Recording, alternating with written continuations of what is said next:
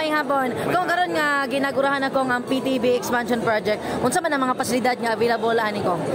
Nalipay ta dako yamot kay katong-atong ipaghigitugan sa Kongreso nga damgo nga karon nahimo na gyud og natinuod o di na natinuod na human na og mapahimutdan og magamit na sa tao.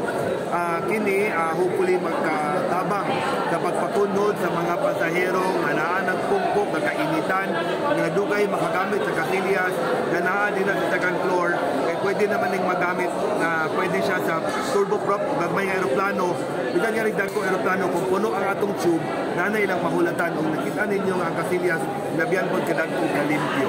Usa pa ni sa lakang kong para mahimo ta international airport.